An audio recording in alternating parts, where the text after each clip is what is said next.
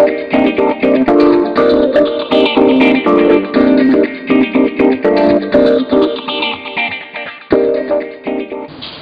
a esta pregunta de qué premisas parte el discurso de la interculturalidad, yo quería decir, en primer lugar, de que me parece que no hay un discurso de la interculturalidad, sino que hay varios discursos sobre la interculturalidad. Entonces hay que hablar de los discursos sobre la interculturalidad. El término de interculturalidad, por eso, es un término muy polisémico, tiene muchos significados. Yo creo que es un término que habría que investigarlo, ¿no? En el sentido de que en él habría que ver qué es lo que se está expresando, qué es lo que se expresa de los actores sociales cuando ellos emplean esto de interculturalidad, ¿no? Yo creo que los significados que adquieren los discursos de la interculturalidad dependen del contexto histórico y del contexto social en el cual estos discursos son pronunciados, son elaborados, etcétera, etcétera. Hace varios años, y son resignificados, ¿no? Son resignificados estos discursos. Hace varios años tuve la oportunidad de participar en un proyecto regional, es decir, habían profesores y dirigentes de Bolivia, de Ecuador, de México, Nicaragua, de varios países. Y uno de los primeros puntos que tratamos fue justamente esto, ¿no? Es decir, que estamos entendiendo por. Y se hicieron algunos sondeos en cada uno de los países, ¿no? Digamos, de los cuales estoy hablando. Claro que este es un estudio que ya tiene varios años y que yo siempre me gustaría algún día poder tener la oportunidad de poder actualizarlo, ¿no? Y de poder completarlo. Pero algo creo que puede decirnos. Lo que yo recuerdo, por ejemplo, es que había una polémica entre los representantes de México y los representantes de Bolivia, porque para los de Bolivia, interculturalidad era básicamente, en pocas palabras, aprender a compartir el poder. Eso era una concepción muy clara, ¿no? El movimiento indígena estaba, de alguna manera, en el poder, ¿no? Y de lo que se trataba era de eso. Ahora tenemos que ver cómo hacemos para compartir el poder. En México, los mexicanos más bien estaban, bueno, y deben haber otras concepciones, ¿sabes? Porque en otros países también hay una pluralidad de sentido, pero de México me llamaba la atención la marca que deja en otros temas interculturales la experiencia de Chiapas, así como en Bolivia la experiencia que están viviendo ahora, ¿no? Y en el Perú la propia experiencia. La experiencia de Chiapas, claro, es todo un debate en México. Por un lado, ha dado lugar a, cuando se habla de interculturalidad, muchos hablan de escuelas autónomas, municipios autónomos, del Estado, porque ellos tienen un Estado pues, muy fuerte, un Estado incluso que en un determinado momento de la historia adoptó el discurso indigenista, ¿no? Lo ven como una especie bueno, entonces, autonomía, ¿no? Conocimientos indígenas, etcétera, etcétera. Incluso me llamaba la atención a mí como había, bueno, ya hay, ¿no? Hasta el momento hay escuelas paraestatales que no han certificados oficiales. Terminan de hacer sus estudios y no es que el Estado les reconoce, no tienen reconocimiento, ellos no quieren eso. Esa es una manera de entenderlo. Estos temas de interculturalidad muy ligado, es una interpretación más bien indígena de la interculturalidad, ¿no? Muy fuerte. Pero también en México hay todo un discurso estatal sobre la interculturalidad, ¿no? Muy importante en la Secretaría de Estado, que es el Ministerio de Educación básicamente, ¿no? Existen las universidades interculturales que son promovidas por el Estado mexicano, que son, digamos, básicamente universidades indígenas, las universidades interculturales. Entonces, hay esa asociación muy fuerte, ¿no? En América Latina entre intercultural con indígena, ¿no? En nuestro país, yo estoy hablando por eso de los discursos, prefiero hablar de los discursos, decir cuáles son, antes de decir estas son las premisas de la interculturalidad. Parece que eso es algo no sé si se puede llegar a decirlo porque es muy plural el tema. En el Perú lo que nosotros veíamos era que había diferentes sentidos. Una cosa es lo que se entiende por intercultural, por ejemplo, desde los movimientos indígenas amazónicos, ¿no? Yo recuerdo un líder amazónico decía algo muy emblemático, ¿no? Nos decía: nosotros estamos viviendo un momento igual, ¿no?, de Genetian, ¿no es cierto? Y Genetian es el momento cumbre del invierno, cuando uno en el río puede navegarse en muchos sitios, pero ha perdido la visión, ¿no? Entonces nos vienen ofertas de partidos, de iglesias, de Estado, etcétera, etcétera, ¿no? Pero tenemos que reconcentrarnos en nosotros mismos. Y otro líder, yo estoy diciendo esto porque me parece que refleja mucho cómo se entiende la Amazonía, lo de interculturalidad, en cierto sentido, ¿no? Y otro completaba y decía, en otro testimonio decía, nosotros tenemos algo así como un imán interno y un imán externo. Para mí eso explica la interculturalidad, de vista desde el pueblo psíquico. El imán externo son todas estas ofertas que nos vienen de fuera, ¿no? Y de hecho me decía, los equipos tenemos un poco de séptimo, un poco de gringo, un poco de japonés, un poco de todo. Lo importante es no perder nuestro imán interno, es decir, tener un referente, en otras palabras, desde el cual escoger. Se decía, claro, acá ellos lo que están diciendo no están interpretando interculturalidad solamente como reforzamiento de la identidad étnica, no, como centrarme para poder apropiarme de manera selectiva y crítica de las ofertas externas también. Es una manera de entender la interculturalidad, ¿no? Interesante. Javier Arbós también iba un poco por ahí, recuerdo cuando él hablaba de interculturalidad, utilizaba un poco estas expresiones. Y también otra cosa que me parece que es muy fuerte en la Amazonía, que habría que ver también en la parte andina, es cuando se habla de interculturalidad como valorización de la identidad cultural, es el territorio.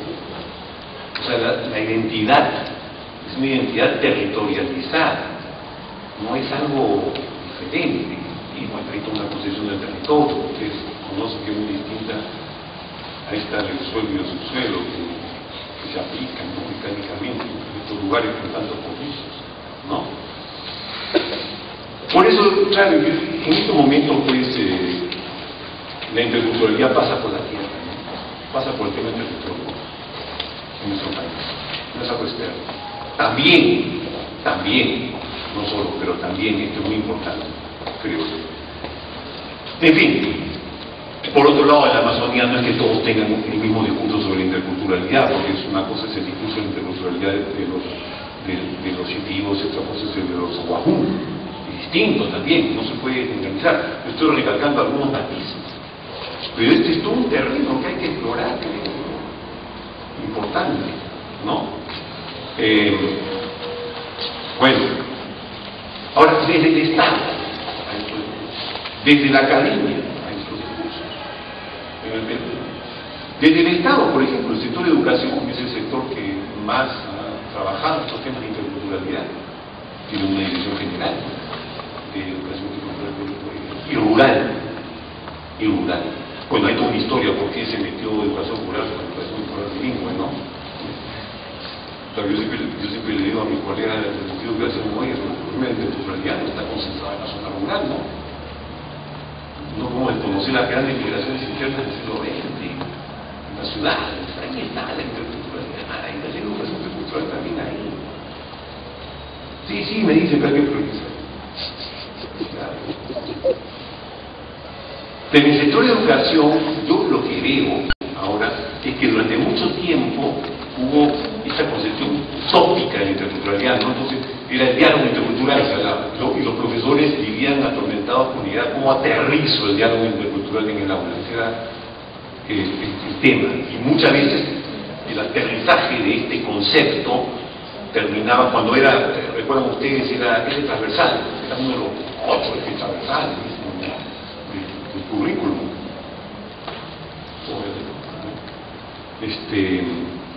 pero muchas veces interculturalidad terminaba siendo actividades más o menos de música, regionales, ¿no?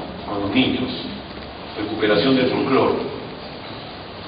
Y la práctica era eso, y de algunas prácticas tradicionales de cultivo, de cuidado.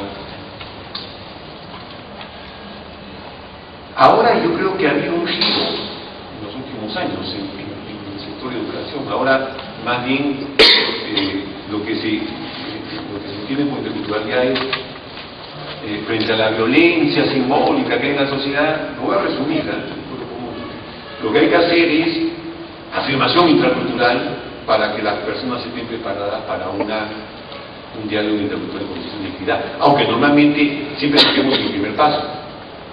La tendencia es a quedarse en el primer paso. O sea, esta teoría de que hay que empezar por la afirmación intracultural para poder pasar después al diálogo intercultural y no plantearlo simplemente como una utopía, es interesante, ¿no? Pero también tiene sus problemas, porque tú puedes, sin querer, terminar fomentando el encapsulamiento de los niños y de las niñas o de los profesores en lo ancestral, porque claro, se dice afirmación intracultural. ¿Y quién define lo intracultural? ¿Cómo se define? Normalmente se asocia a lo ancestral. ¿Y lo ancestral quién lo define? ¿No? Se asocia al pasado, ¿no? Es todo un tema, se asocia a las costumbres del pasado y se tiende a pensar que las incorporaciones que yo denomino creativas de otras culturas son vistas como alienaciones. Hay todo un discurso muy fuerte en ese sentido, ¿no? Hay organizaciones que tienen ese discurso muy fuerte en la zona andina y en la zona amazónica también. En fin, yo por eso siempre les hago la pregunta: ¿las mixturas son pérdidas o son transformaciones culturales? Bueno, ese es en educación, pero también hay en salud, hay en justicia, ¿no? En salud me parece que todo este tema del pacto vertical ha hecho que ha gestado el alumbramiento, ¿no?, por decirlo así, de la idea de la interculturalidad como complementación de las prácticas tradicionales con las prácticas de la medicina alopática, etcétera, etcétera, ¿no? Las casas de espera son un poco el reflejo de eso. Pero lo que se trata es de combinar las prácticas tradicionales, la presencia del parto vertical, etcétera, etcétera, todas también, pero también con medidas vamos a decir nosotros, de asepsia médica que juntas logran reducir los índices de mortalidad infantil en el parto. Sí, es una cosa interesante, ¿no? O sea, ver cómo la mixtura es un complemento que genera algo positivo para las personas. Bueno, y en el campo de la justicia,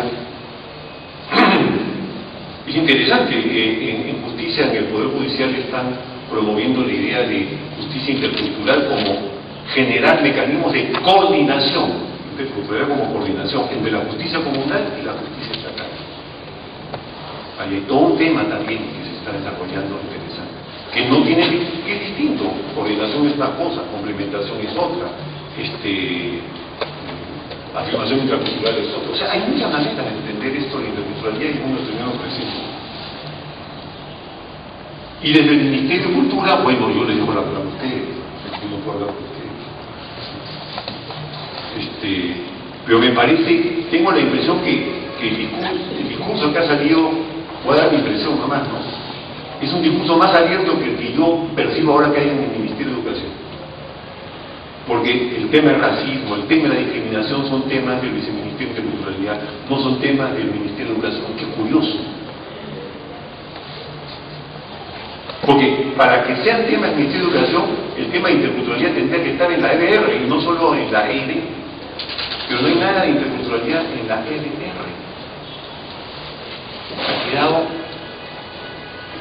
al margen es rural. ¿Se dan cuenta, no? Eso es lo que está pasando, no quiere decir que todo el mundo está de acuerdo con eso, eso es lo que está pasando. Pero el problema de alerta contra el racismo, son temas que están planteando ustedes básicamente, y que yo creo que están yendo al problema central de la exclusión económica, cultural del país. O sea, la discriminación y el racismo, pienso yo, es estructural y tiene orígenes históricos coloniales, ¿no? Es un problema de largo plazo. Diseñar políticas en ese terreno en coordinación con las que se claro, en otros ministerios, y eso creo que es tarea de la segunda pregunta, ¿no? Que nos han planteado, que es un poco lo de las políticas interculturales.